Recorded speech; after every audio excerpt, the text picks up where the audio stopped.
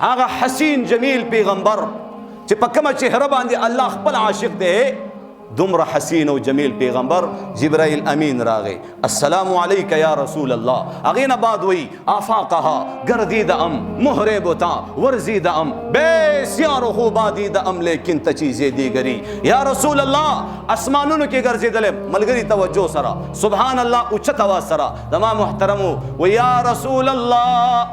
اسمانونو کې ګرځېدلم د اسمانونو مخلوقات می کتلی پزمکه ګرځېدلم د ځمکې مخلوقات می کتلی ټولو پیغمبرانو ته ما وحی راوړې ده هر پیغمبر می کتلی د هغې حسن او ښکلا می کتلی ناز او ادا می کتلی خو یا رسول الله په دې ټولو کې تاسو بیل شان ښایسته یې که نه یا رسول الله په دې ټولو کې تاسو بیل شان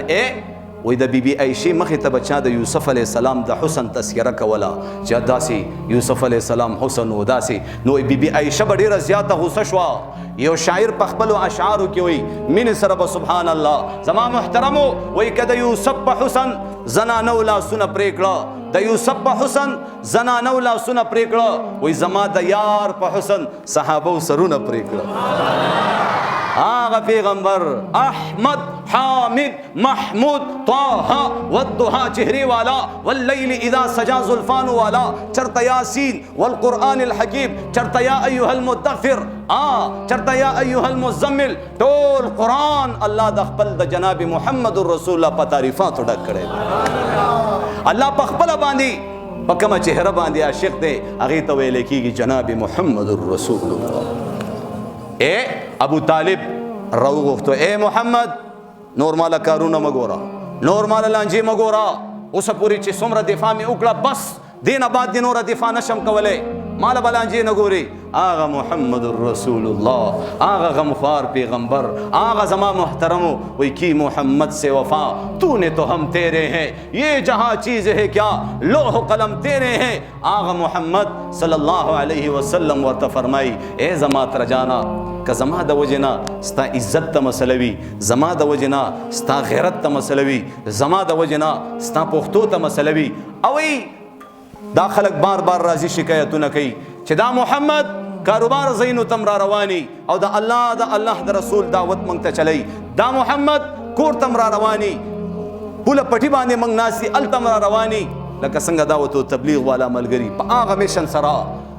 وتوی د دې خلکونه نور قلار شه دا وتوی تر جانا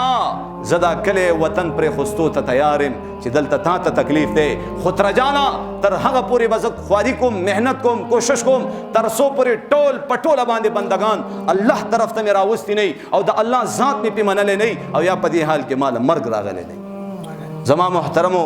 چې کله ترې پوي شو کنا چې دا خوش روانيږي او محمد صلی الله علیه وسلم خپل صادر په اوګه کو روانې دو شا طرف نه ورتلاس کو ابو طالب وی ورا رجانا زرا نمو تر کومه پوری چې ز ژوندم هر طرف نه با د هر ډبو گزار ستا حفاظت کوم ستا په دفاع کو زرا نمو ابو جهل وهل ابو جهل زما محترم محمد صلی الله علیه وسلم یو سیټ تناس ته پسلګو سلګو جاړي د حمزه رضی الله عنه کور والا بی بی حمزہ رضی اللہ عنہ تا حکم کی اے حمزہ دی محمد تا اگورا دا بیتا سو اہلے دے ابو جہل وحلے دے کدا دی خبر نہ منی نوحی ولی پلاری نشتا موری نشتا خوری نشتا روری نشتا یتیم دے دا اگورا وحلے دے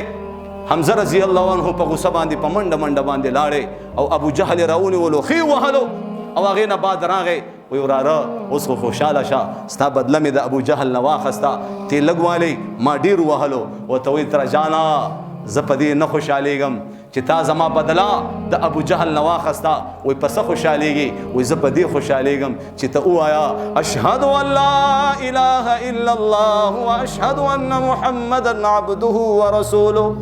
هغه تره ورته وایي ای وراره نن به زه ستا زړه خوشحالوم ترې کلمه وویل او مسلمان شو